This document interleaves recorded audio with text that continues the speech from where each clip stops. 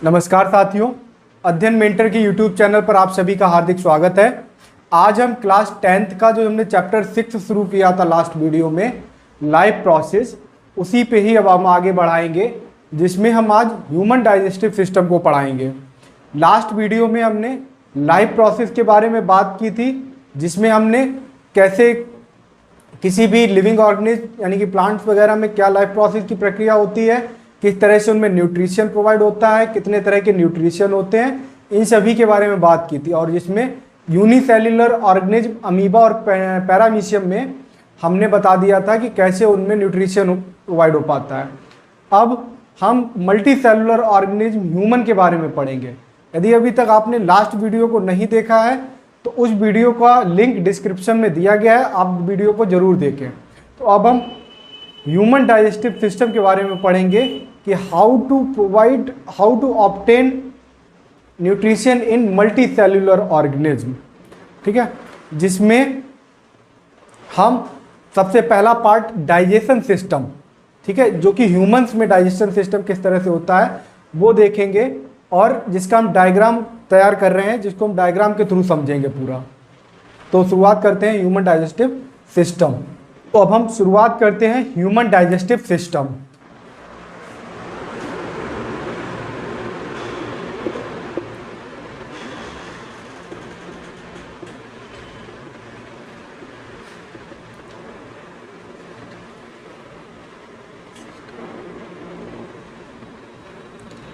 सबसे पहले इसके लिए हमें एक डायग्राम तैयार करना होगा। एक हम रफली डायग्राम तैयार कर रहे हैं यहाँ पे।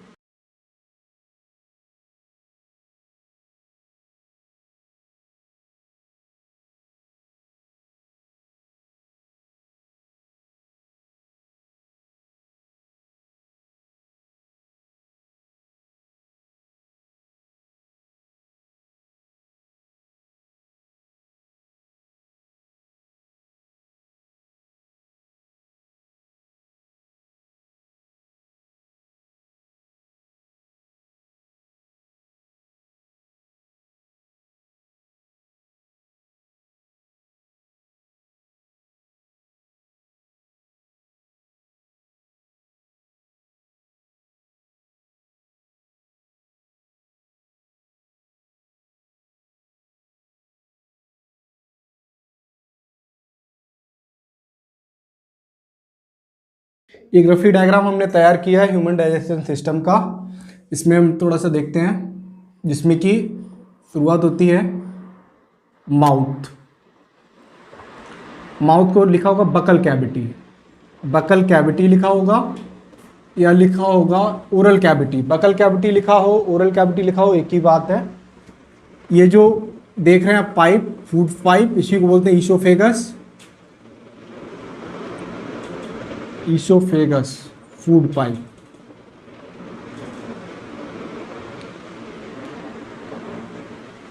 Liver, gall bladder,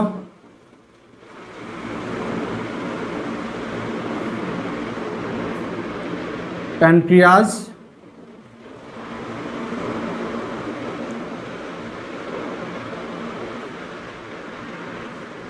large intestine,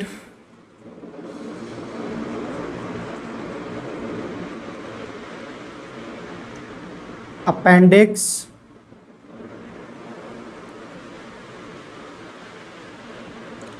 small intestine,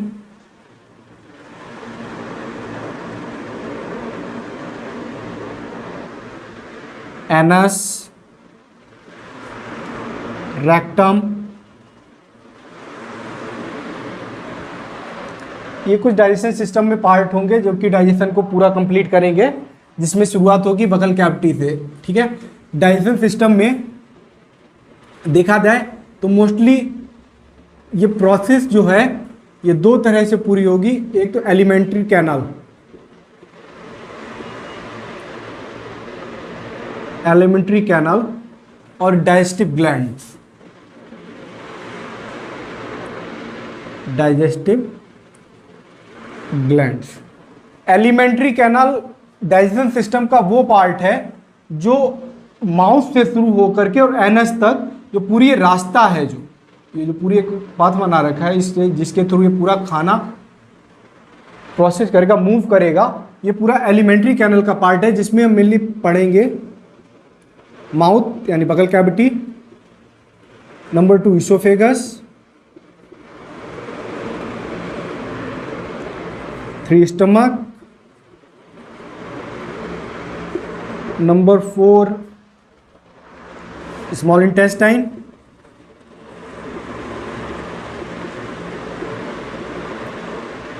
large intestine. जो हमें मेनली पढ़ना है यहाँ पर वो इन्हीं सब के बारे में पढ़ना पड़ेगा। एलिमेंट्री कैनल में mouth, oesophagus, stomach, small intestine और लार्ज इंटेस्टाइन। और डाइजेस्टिव ग्लैंड में हम पढ़ेंगे salivary gland,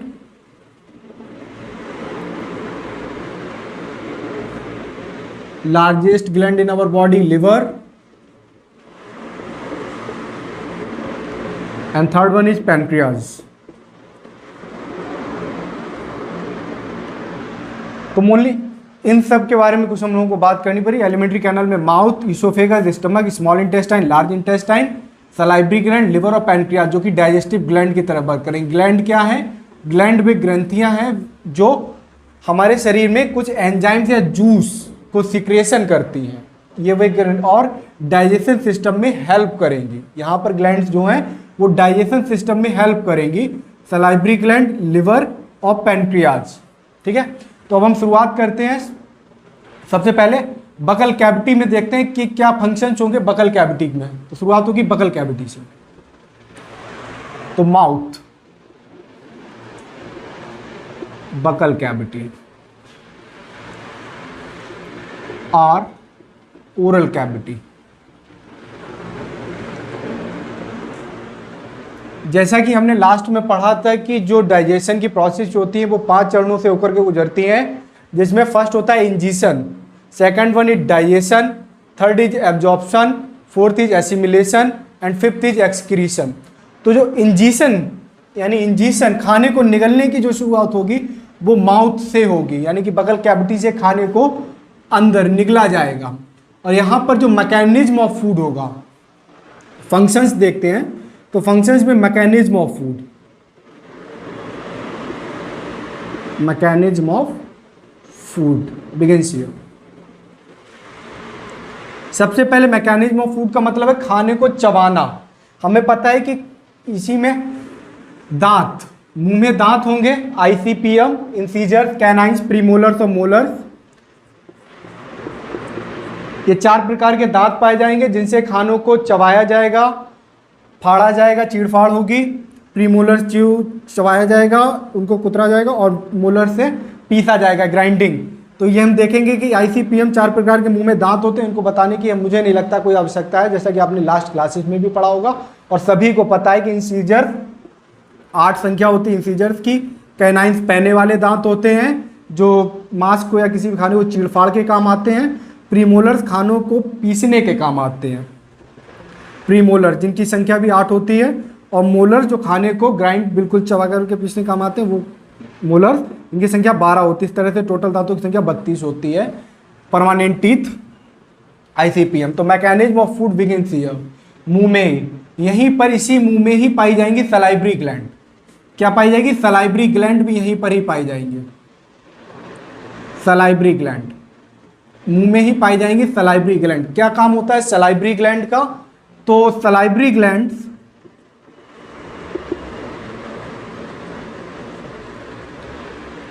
secretes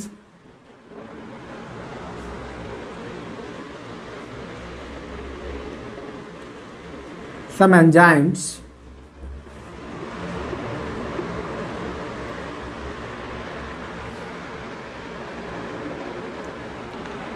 like ptyalin, एक नाम सुना होगा टाइलिन, और amylase, salivary amylase.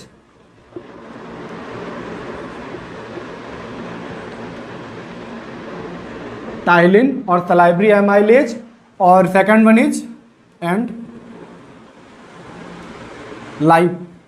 Lipase. Salivary gland से 2 तरह के एंजाइम्स रिलीज होंगे, सीक्रेट करेंगे। जिसमें कि सलाइवरी ग्लैंड जो एक्सोक्राइन ग्लैंड की तरह काम करेगी। आगे जब हम ग्लैंड का चैप्टर पढ़ेंगे तो हम देखेंगे कि एक्सोक्राइन और इंडोक्राइन दो तरह की ग्लैंड हमें पाई जाएंगी शरीर के अंदर। एक्सोक्राइन ग्लैंड वे ग्लैंड हैं जो जिस भी जूस का या जिस भी एंजाइम में हार्मोन का सिक्रिएशन करती हैं वो नेचुरली हमको दिखाई पड़ते हैं, बट जो इंडोक्राइन ग्लैंड्स होती हैं वो जिस भी हार्मोन्स का एंजाइम्स का रिलीज करती हैं वो हमें दिखाई नहीं पड़ते हैं। ठीक है, अंतःस्रावी ग्रंथियां, बाह्यस्रावी ग्रंथियां इनको हिंदी में कहते हैं। तो salivary gland secrete some enzymes like ptyalin और सलाइवरी एमाइलेज एंड लाइपेज। अब इनका क्या काम है, तो कहने का मतलब है अगर पूछा जाए डाइजेशन ऑफ फूड तो digestion of food start from mouth. Digestion of food start from mouth. सबसे पहले क्या होगा, ये जो सलाइवरी एमाइलेज या टाइलिन है, सलाइवरी एमाइलेज जो है ये क्या काम करेगा, तो सलाइवरी एमाइलेज ब्रेक डाउन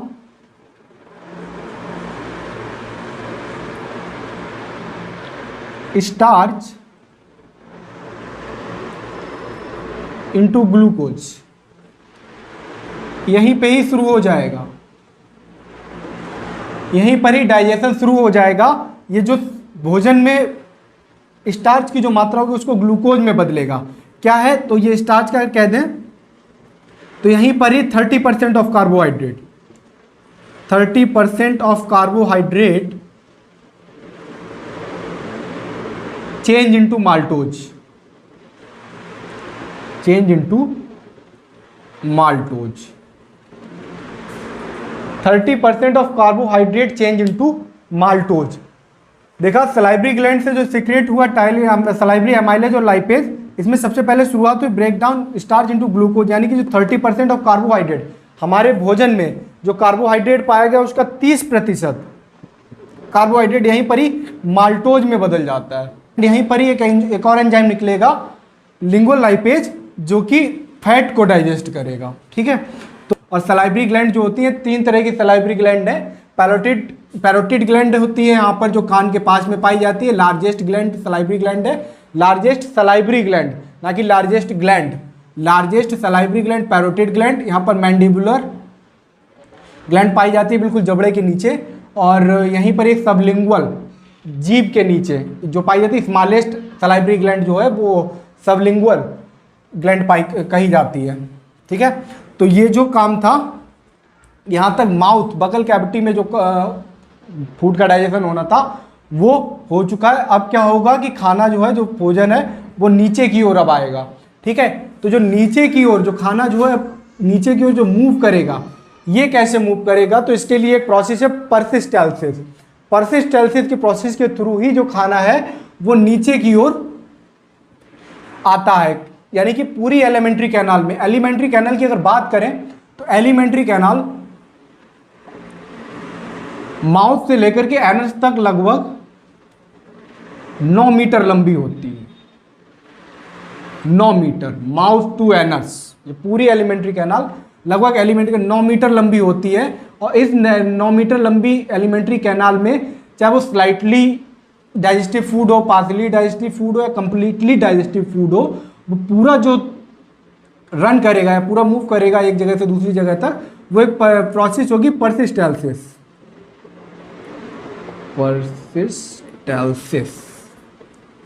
परसिस्टेल्सिस।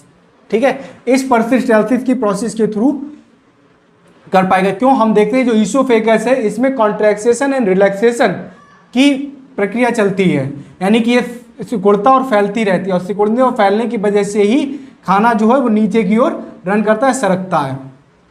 ठीक है, तो एक हेडिंग डाल के देखते हैं, परसिस्टेल्सिस की डेफिनेशन लिख रहे हैं। परसिस्टेल्सिस क्या है, तो the process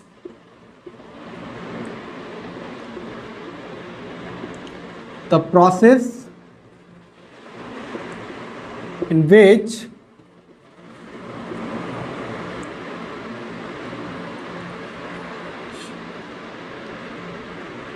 food pipe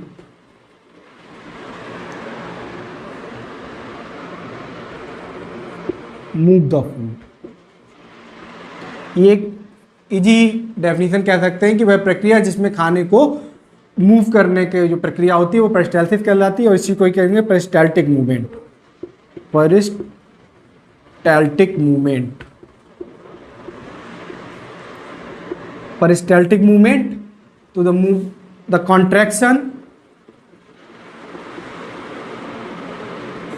and expansion.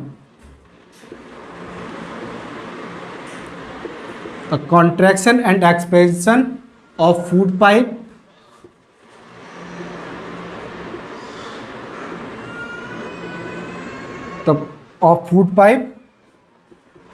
is called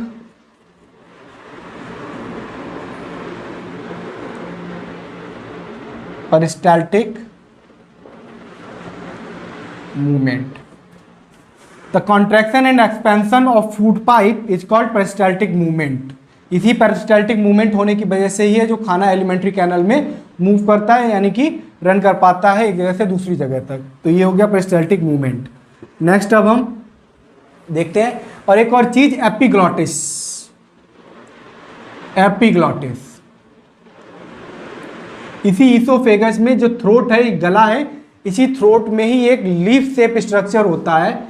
leaf shape structure एक कैपनुमा संरचना कहते हैं, पत्तीनुमा संरचना होती है जो बिंड पाइप, इसी ईसोफेगस से ही जुड़ा हुआ होता है। बिंड पाइप जो लंग्स के से जुड़ता है, ठीक है। इस बिंड पाइप में खाना ना चला जाए इसलिए एक यहाँ पर लीफ शेप स्ट्रक्चर होता है जिसको एपिग्लॉटिस कहते हैं। और एपिग्लॉटिस का काम क्या होता है? तो it prevents the food entering in the bind pipe. It prevent the food entering into the bind pipe. ये जो एपिग्लॉटिस का काम होता है। ईसोफेगस से मूव आउट होकर के खाना पहुंच गया स्टमक में, तो अब स्टमक में क्या क्या प्रोसेस चलेगी डाइजेशन की, वही हम देख रहे हैं। हमारा इंजेशन जो था वो माउथ में पूरा हो चुका है, अब डाइजेशन चलने लगा है। तो डाइजेशन में अब खाना पहुंचा है कहाँ पर? स्टमक में। अब स्टमक में देखते हैं स्टमक।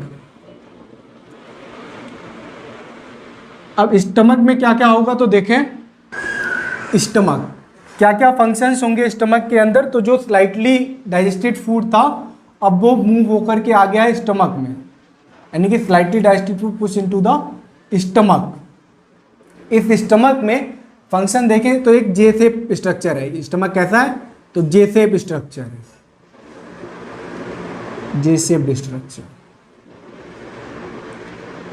पाउच होता है, एक थैलीनुमा संरचना है, थैलीनुमा संरचना है, जे शेप स्ट्रक्चर। और यहीं पर ही फंक्शन, तो फंक्शन में यहां पर gastric juice secretes gastric juice. कौन कौन से गैस्ट्रिक जूस? तो गैस्ट्रिक जूस में सबसे पहले HCl hydrochloric acid, number 2 pepsin and number 3 mucus.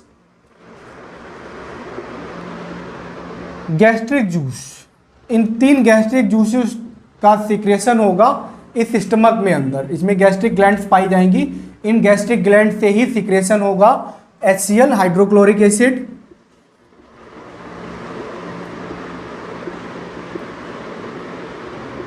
Hydrochloric acid, pepsin और म्यूकस।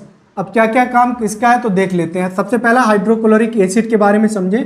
तो हाइड्रोक्लोरिक एसिड जो होता है, तो जो अभी तक स्लाइटली डाइजेस्टेड फूड के बोल्स, यानी कि बोल्स मतलब जो होता है खाने के निवाले, BOLUS वोल्यूस।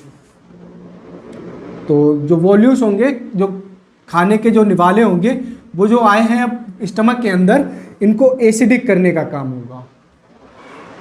It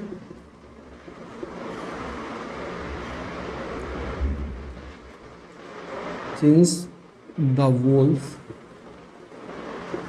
into acidic।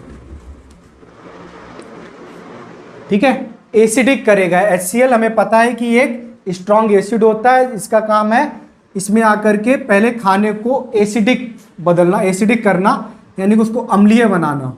अम्लीय क्यों बनाना? तो अम्लीय बनाने के सबसे बड़ा कारण है पेप्सिन। एक एंजाइम है पेप्सिन, इसका मेन वर्क होता है टू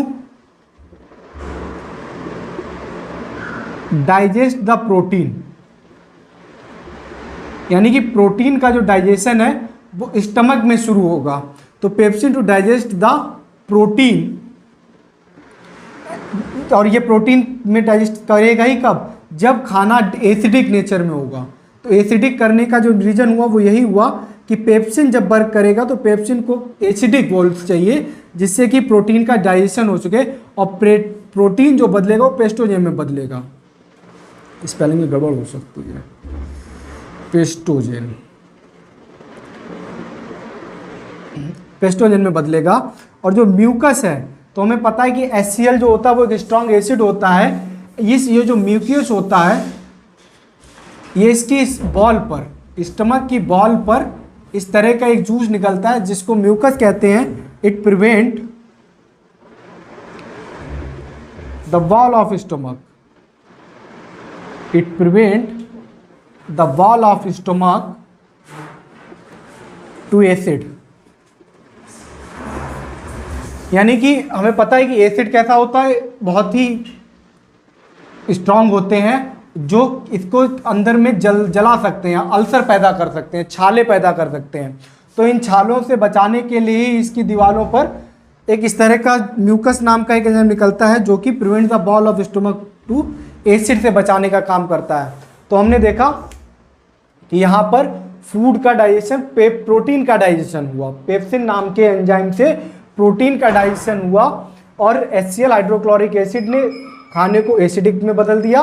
और म्यूकस जो रिलीज हुआ, म्यूकस से क्या हुआ कि जो बॉल थी, स्टमक की जो बॉल थी, ये कैसे भी इसमें अल्सर ना हो, छाले ना पड़ जाए, इस वजह से इसको बचाने का काम जो किया वो म्यूकस ने किया। अब ये जो पार्शियली डाइजेस्टेड फूड है हमारा, अब वो बढ़ेगा धीरे से किधर, स्मॉल इंटेस्टाइन की ओर। स्मॉल इंटेस्टाइन की ओर पार्शियली डाइजेस्टेड फूड बढ़ेगा। और हम यहाँ देखेंगे कि गॉल ब्लैडर, ये जो लिवर है, लिवर से बाइल जूस का सिक्रेशन होगा, bile juice produce bile juice in liver, और जो गॉल ब्लैडर है ये स्टोर करेगा और इसी से ही सिक्रेशन होगा, इसी स्मॉल इंटेस्टाइन में बाइल जूस का। अब बाइल जूस का क्या काम है वो भी बताएंगे। और पैनक्रियाज, ये जो पैनक्रियाज है जो कि एक मिक्स्ड ग्लैंड है, एंडोक्राइन और एक्सोक्राइन ग्लैंड दोनों की ही तरह वर्क करता है पैनक्रियाज। इस पैनक्रियाज से पैनक्रियाटिक जूस निकलेगा जिसमें कि एमाइलेज, पैनक्रियाटिक एमाइलेज और लाइपेज भी यहाँ से सिक्रेट करेगा जो इसमें आएगा। और कहते हैं तो complete digestion of food, complete digestion of food in complete digestion of food entering in small intestine, यानी कि स्मॉल इंटेस्टाइन में ही डाइजेशन पूर्ण होता है। तो अब हमारा जो पार्शियली डाइजेस्टेड फूड है वो मूव कर रहा है किधर, ड्यूडेनम। ये जो स्मॉल इंटेस्टाइन का ऊपर का एरिया होता है ये ड्यूडेनम कहलाता है, ठीक है। तो अब ये मूव कर रहा है इधर। अब हम देखेंगे लिवर के बारे में, क्या है लिवर, इसके बारे में कहते हैं तो largest gland in our body, largest gland organ in human body.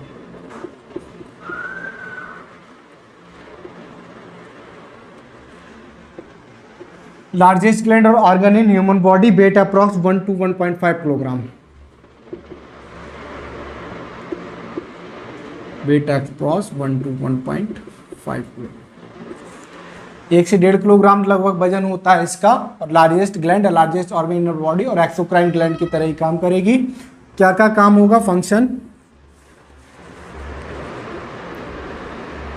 Function तो bile juice, it secrets bile juice,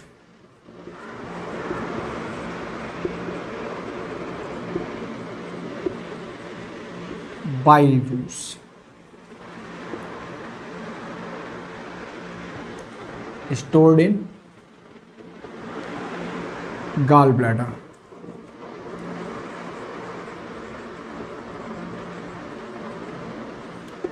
stored in gall bladder।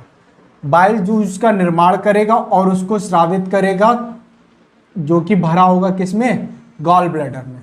और गॉल ब्लैडर में भरे होने के बाद ये जुड़ा होगा किससे, स्मॉल इंटेस्टाइन से। और स्मॉल इंटेस्टाइन में ही दो तरह के जूस रिलीज होंगे, एक तो पैनक्रियाटिक और दूसरा लिवर से निकलने वाला बाइल जूस। कैसा होगा बाइल जूस नेचर में? तो बाइल जूस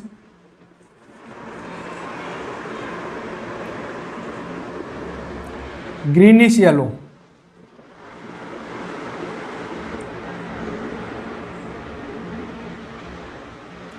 एक हरे पीले रंग का द्रव है।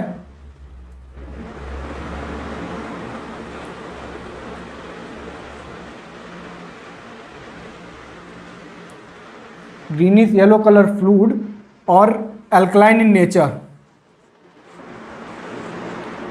Alkaline in nature. अभी हमने देखा है कि जो खाना स्मॉल इंटेस्टाइन की तरफ मूव किया है वो कैसा है? एसिडिक है। अब उस एसिडिक फूड को अल्कलाइन में बदलने का जो काम होगा वो काम होगा इस बाइल जूस का, जो कि सिक्रेट ही कहाँ से होगा? लिवर से सिक्रेट होगा।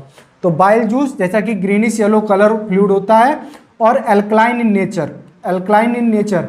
अल्कलाइन होने का सबसे बड़ा रीजन ये होता है कि जो एसिडिक फूड जो आ रहा है इसको पैनक्रियाटिक जूस के साथ वर्क नहीं करेगा। एसिडिक फूड, ये पार्शियली डाइजेस्टेड एसिडिक फूड जो है वो पैनक्रियाटिक जूस के साथ नहीं करेगा काम, क्योंकि पैनक्रियाटिक जूस जो निकलेगा, पैनक्रियाटिक जूस जो निकलेगा उसमें हमारे एमाइलेज और लाइपेज और ट्रिप्सिन नाम के जो एंजाइम निकलेंगे वो तभी खाने को डाइजेस्ट करेंगे जब खाना कैसा होगा? अल्कलाइन होगा नेचर में, क्षारीय नेचर होगा, तभी करेगा। तो अल्कलाइन इन नेचर, ठीक है। इसके मेन फंक्शंस हम लिखे दे रहे हैं। बाइल जूस के मेन फंक्शंस क्या है? Bile juice performs two functions. Bile juice जो होता है वो दो तरह के फंक्शन करता है। एक तो अभी हमने बताया था कि एसिडिक नेचर में जो फूड आया है उसको बदलेगा अल्कलाइन नेचर में। तो the acidic food coming from the stomach alkaline में बदलेगा, so that pancreatic enzymes act on it. जो पैनक्रियाटिक एंजाइम्स एमाइलेज, ट्रिप्सिन और लाइपेज निकलेंगे और रिलीज करेंगे किसमें? स्मॉल इंटेस्टाइन में। तो वो वर्क ही कब करेंगे? जब एसिडिक नेचर से फूड जो है वो अल्कलाइन नेचर में आ जाएगा। और सेकंड जो मेन फंक्शन है बाइल जूस का, उसका मेन फंक्शन होता है इमल्सिफिकेशन करना, यानी कि फैट का डाइजेशन करना। तो bile salts break the fat present in the food into small globules, यानी कि जो फैट के बसा के जो बड़े बड़े ग्लोब्यूल्स हैं उनको छोटे छोटे ग्लोब्यूल्स में तोड़ने का काम जो होता है वो इसी बाइल जूस का होता है। और इसमें एक प्रोसेस वर्क करती है जिसको बोलते हैं इमल्सिफिकेशन। तो इमल्सिफिकेशन अगर पूछा जाए, इमल्सिफिकेशन ऑफ फैट, इसका वर्क होता है इमल्सिफिकेशन, इमल्सिफिकेशन ऑफ फैट। और इमल्सिफिकेशन ऑफ फैट में करता ही क्या है? तो इमल्सिफिकेशन ऑफ फैट में करने का काम क्या होता है? Emulsification is the process in which large globules of food या fat is convert into small globules. Emulsification की जो प्रक्रिया होगी उसमें जो बचा के बड़े बड़े टुकड़े होंगे, जो फैट के बड़े बड़े टुकड़े होंगे, उनको स्मॉल ग्लोब्यूल्स में बदलने का जो काम होगा वो इसी बाइल जूस का होगा। ठीक है।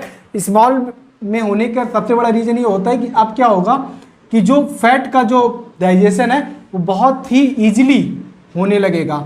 और यहाँ से एक और प्रक्रिया शुरू हो जाएगी, जो पैनक्रियास से जूस निकलने वाले हैं, जो पैनक्रियास से जूस आएंगे, 3 तरह के जूस निकलेंगे पैनक्रियास से, जिसमें एमाइलेज, लाइपेज और ट्रिप्सिन। तो देखते हैं कि क्या काम करेंगे पैनक्रियाटिक जूस। अब यहाँ पर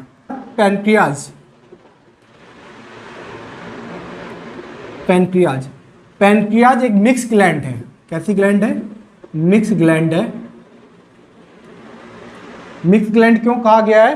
क्योंकि ये हार्मोन्स का भी सिक्रेशन करती है और एंजाइम्स का भी सिक्रेशन करती है। और इसी के साथ ही पैनक्रियाज से 3 तरह के एंजाइम्स रिलीज होंगे। एक तो pancreatic amylase secrets pancreatic juice,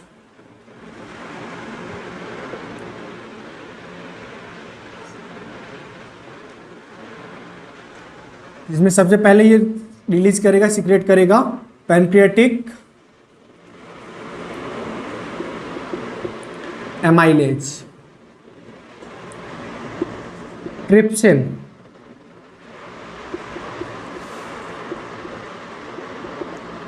और number third pancreatic amylase, trypsin और लाइपेज। क्योंकि जो डाइजेशन होता है ये बहुत ही कॉम्प्लेक्स प्रोसेस है। इसमें क्या होता है कि खाना मुंह से लेकर के एनस तक कंटिन्यू निचोड़ दिया जाता है पूरी तरह से। तो पैनक्रेटिक एमाइलेज हमने देखा कि एमाइलेज, सलाइवरी एमाइलेज तो हमारे मुंह में भी निकला था, जिसका काम था कार्बोहाइड्रेट को, यहां पर भी वही काम होगा, ये भी कार्बोहाइड्रेट को ही डाइजेस्ट करेगा। तो क्या वर्क होगा इसका, कार्बोहाइड्रेट डाइजेस्ट होगा यहां पर। और कार्बोहाइड्रेट किस में बदलेगा, कार्बोहाइड्रेट ग्लूकोज में बदलेगा, ग्लूकोज में बदलेगा। एंडोक्राइन ग्लैंड जब पढ़ेंगे तब हम देखेंगे कि यहीं से पैनक्रियाज से ही इंसुलिन नामक हार्मोन का रिलीज होगा जो डायबिटीज या शुगर के लिए जाना जाता है। तो carbohydrate change into glucose, carbohydrate का पाचन करेगा, डाइजेस्ट किसका करेगा, कार्बोहाइड्रेट का, जो एमाइलेज है। नेक्स्ट ट्रिप्सिन, वहां पर था पेप्सिन, स्टमक में पेप्सिन का जो काम था वही काम होगा ट्रिप्सिन का। यानी कि जो प्रोटीन रह गया है स्टमक में, मेनली प्रोटीन का सिंथेसाइजेशन हुआ था, डाइजेशन हुआ था, अब जो प्रोटीन रह गया है उसको इसी पैनक्रियाटिक एंजाइम ट्रिप्सिन के द्वारा यहाँ पर होगा। कहने का मतलब अगर वहाँ पर 70% प्रोटीन अगर वहाँ पर डाइजेस्ट हो चुका है तो बचा हुआ जो प्रोटीन है 30% के आसपास वो ट्रिप्सिन में होगा। तो इसका भी काम क्या होगा, प्रोटीन को डाइजेस्ट करना। और प्रोटीन डाइजेस्ट किस में होगा, एमिनो एसिड में डाइजेस्ट होगा। Protein change into amino acid. और जो लाइपेज है तो लाइपेज का जो काम वहाँ पर, तो वही यहाँ पर लाइपेज क्या करेगा, जो इमल्सिफिकेशन के बाद बाइल जूस ने जो इमल्सिफिकेशन किया है, यानी कि break down of large globules of food into small globules, उन्हीं स्मॉल ग्लोब्यूल्स को ये क्या करेगा, lipase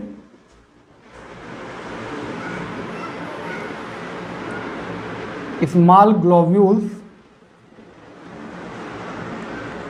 of fats change into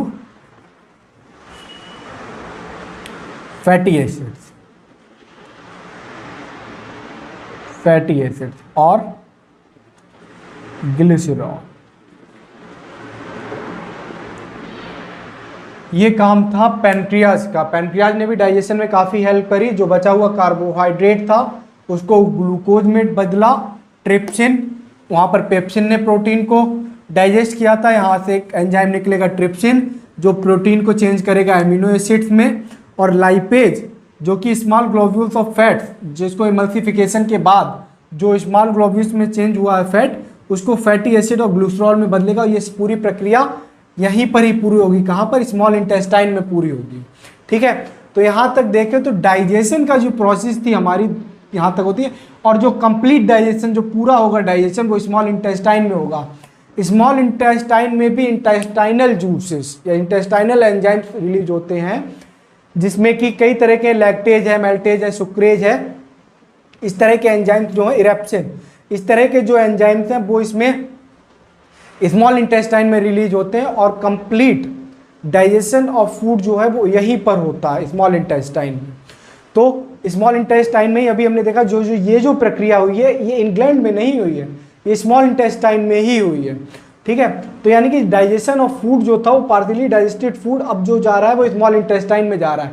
अब यहाँ से डाइजेशन की प्रोसेस पूरी होकर के अब शुरुआत होगी एब्जॉर्प्शन की, यानी कि जो हमारा डाइजेशन है वो हमारा कंप्लीट होने की ओर है। अब शुरुआत होगी एब्जॉर्प्शन की। अब एब्जॉर्प्शन कैसे होगा उसको देखेंगे। एब्जॉर्प्शन ऑफ फूड, अभी एब्जॉर्प्शन ऑफ फूड कहाँ पे, small intestine. The small intestine is the main region of digested food, यानी कि जो स्मॉल इंटेस्टाइन है ये सबसे मेन डाइजेस्टेड फूड का सबसे मेन रीजन है जहाँ पर पूरा डाइजेशन कंप्लीट होगा। The inner surface of small intestine has million of टिनी finger like structure, millions of टिनी finger like structure, कुछ इस तरह के स्ट्रक्चर इसकी इनर लाइन पे पाए जाते हैं।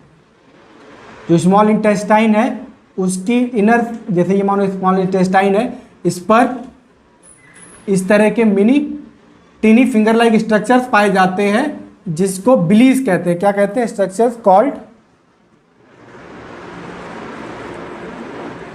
Belize,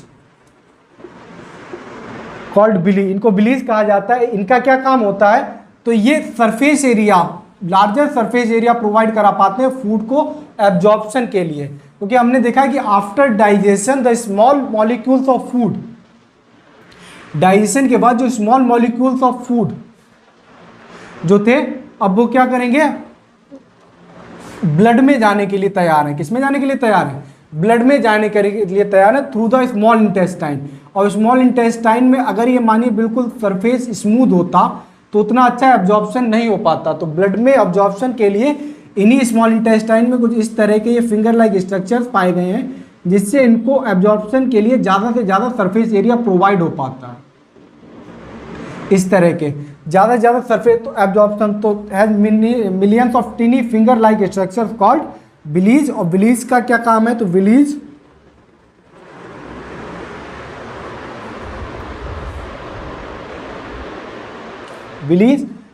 provides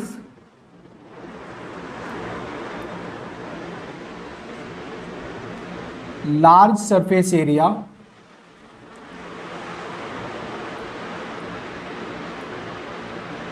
inner wall of small intestine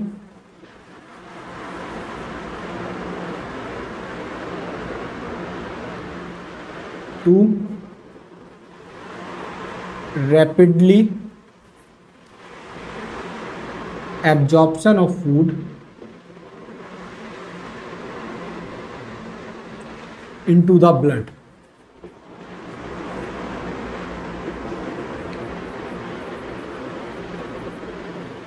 ठीक है, इसी में ही कैपिलरीज पाई जाएंगी, बहुत छोटी छोटी इसमें इंटेस्टाइनल कैपिलरीज पाई जाएंगी, जिनके थ्रू जो हमारा ब्लड है उस ब्लड में खाने को पहुंचाने का जो अब्जॉर्प्शन का काम होगा वो इन्हीं ब्लीच के थ्रू होगा। तो ब्लीच provide large surface area inner wall of small intestine,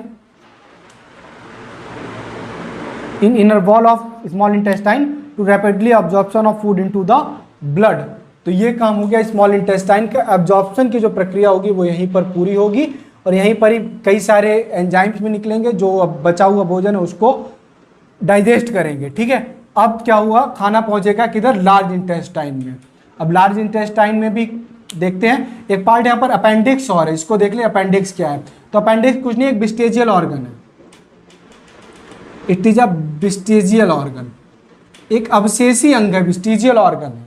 अब इस विस्टेजियल ऑर्गन का क्या मतलब है, तो हमें पता है ये सेल्यूलोज के पाचन में काम आती है। किसके काम पाचन में काम आती है, सेल्यूलोज के पाचन में काम आती है। यानी कि सेल्यूलोज एक कार्बोहाइड्रेट है और कॉम्प्लेक्स कार्बोहाइड्रेट है सेल्यूलोज, जो प्लांट में हमने देखा है, पौधों की पत्तियों वगैरह में होता है वो अपेंडिक्स। तो ये जो एक विस्टेजियल ऑर्गन है, अब इसका कहा जाए तो शरीर में कोई काम नहीं इस तरह का। ठीक है, तो अपेंडिक्स का हम लोग देखते हैं कि मोस्टली अपेंडिक्स में किसी भी तरह की खराबी हो जाने पर उसको निकाल भी दिया जाता है। तो अपेंडिक्स सिर्फ और सिर्फ सेल्यूलोज के पाचन में काम आती है, या कहते हैं तो जानवरों में अपेंडिक्स का काम हो सकता है, क्योंकि जितने भी हर्बीवोरस एनिमल है, हर्बीवोरस एनिमल्स में जो स्मॉल इंटेस्टाइन का साइज होता है वो कार्निवोरस एनिमल्स की अपेक्षा ज़्यादा लंबा या बड़ा होता है, क्योंकि उनको सेलुलोज का पाचन करना पड़ता है।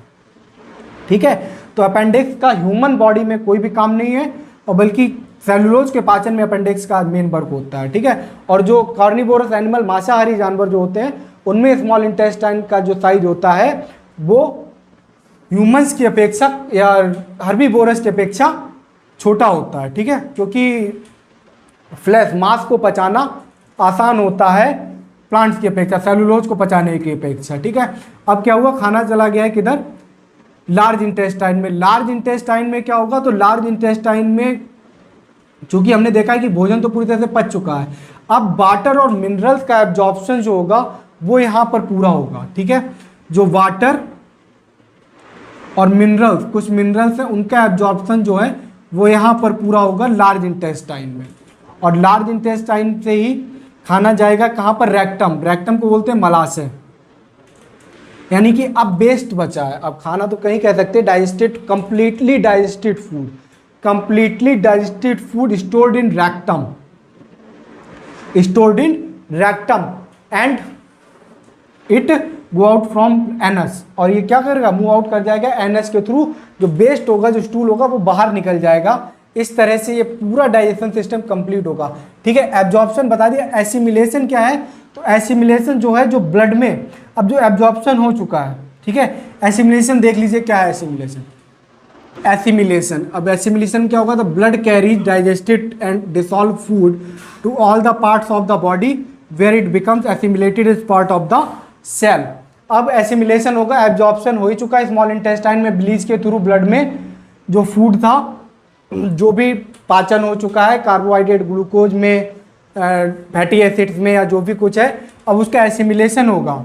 कैसे होगा? तो ये एनर्जी जो भी शरीर को ज़रूरत होगी उसका सबका इस सेल कोशिकाओं के द्वारा ब्लड में कैरी करेगा।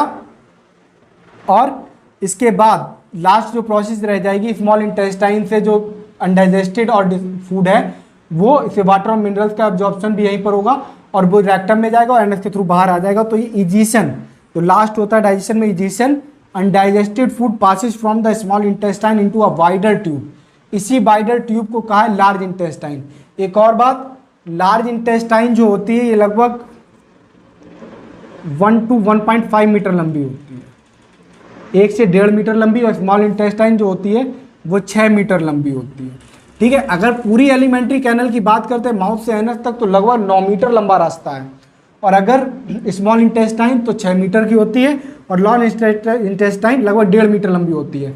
बट इसका जो ये वाइडर ट्यूब होती है और ये पतली चपटी हुई संरचना होती है, पतली होती है, इसलिए ये स्मॉल इंटेस्टाइन और ये लार्ज इंटेस्टाइन होती है। ठीक है, तो the small intestine to a wider tube called large intestine and stored in rectum. और किस में जाकर स्टोर करता है? जो अनडाइजेस्टेड फूड या वेस्ट है, जो वेस्ट है उसको रेक्टम में जाकर के स्टोर करेगा, और एंड पास थ्रू एनस, और इस मलद्वार के द्वारा इसको बाहर निकाल दिया जाएगा थ्रू आउटसाइड द बॉडी, शरीर के बाहर। इस तरह से हमारा पूरा डाइजेशन सिस्टम कंप्लीट होता है, ह्यूमन डाइजेस्टिव सिस्टम यहाँ पर कंप्लीट होता है। अब हम नेक्स्ट हमारा जो टॉपिक है वो रिस्पायरेशन है, जिसमें हम ह्यूमन और प्लांट के रिस्पायरेशन के बारे में बात करेंगे, जो कि अगली वीडियो में हम करेंगे। यहाँ तक अगर आपका कोई भी डाउट रहता है तो उसको कमेंट बॉक्स में ज़रूर लिखें, और वीडियो को लाइक और शेयर करना ना भूलें। धन्यवाद।